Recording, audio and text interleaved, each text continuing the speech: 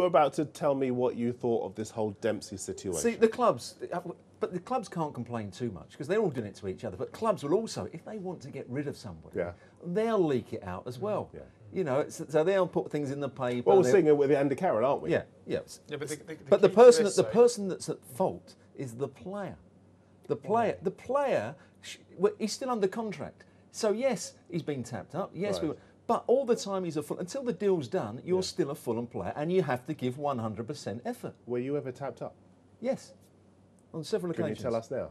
Are you able to tell it? If you're not, it doesn't matter. I can say when I was tapped up when I was at Arsenal. But I won't. The ones that were really tapped, and it was quite blatant, and it was done in sometimes one of them was in front of the manager of Coventry at the time, Don Howe, and Trevor Francis, who wanted to take me to Sheffield Wednesday at the time, kept on saying on the pitch to Don Howe, who was sat in the dugout, can I take him? Come on, we can take him now. He was on the phone. And after a game, the last game of the season, Coventry versus Aston Villa, as I'm walking up the tunnel into the dressing room at Aston Villa, Ron Atkinson comes out and he said, would you like to come to us next season? I still had 2 years left on my contract. And then a member of the PFA who are meant to be unbiased and are meant to be whiter than white, phoned me up on Ron's behalf to try and get me to go there. So yes, it always goes on. Oh, well, look, everybody watching tonight will know of the players they believe may well have been in a similar situation. Luka Modric went on strike earlier this season, effectively, didn't want to travel over to Spurs in their pre-season tour of America. The players are the problem. But here's my problem with that. If I'm a player and a big club comes in for me, I'm playing for a small club, a big club comes in and says, would you like to come play for us? What am I supposed to say? You work for your newspaper, and I presume you've signed a contract for them. And another paper comes in. You've still got 2 years left on your contract, and they say we'd like to, improve your money. Would you go on strike? Would you go on strike, or would you try and negotiate with your bosses? Look, this has happened. Well, I'd try and negotiate. I'd go to the bosses, but you'd still try and sort of work out that you might even get more money off your bosses, whatever it may be. But but you can't go on strike because you've signed a contract. You're in breach of your contract. Let me put it a different way. If you're playing for, let's say, for argument's sake, West Ham, and Manchester United want to sign you.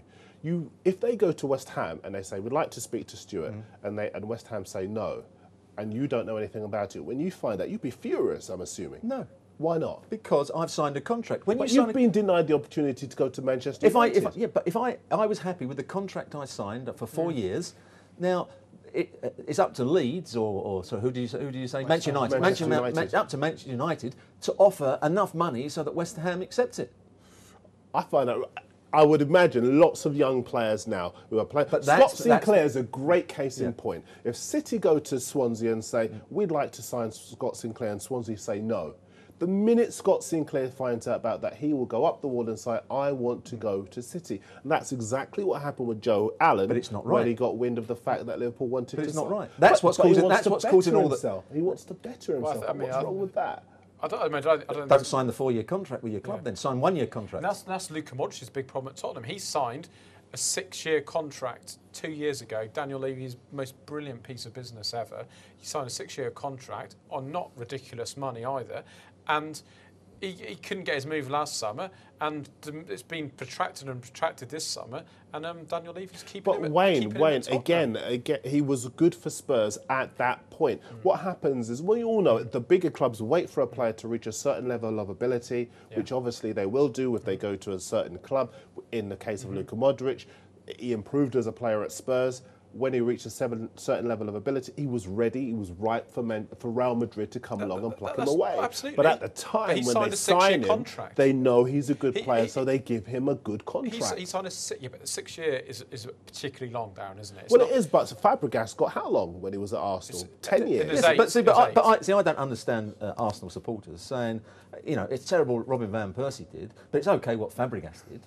Fabregas, totally to me, the last year, he didn't try a leg at Arsenal. He always said he was injured. Every time he pulled a hamstring, and then as soon as he gets signed Barcelona, suddenly he's all fit again.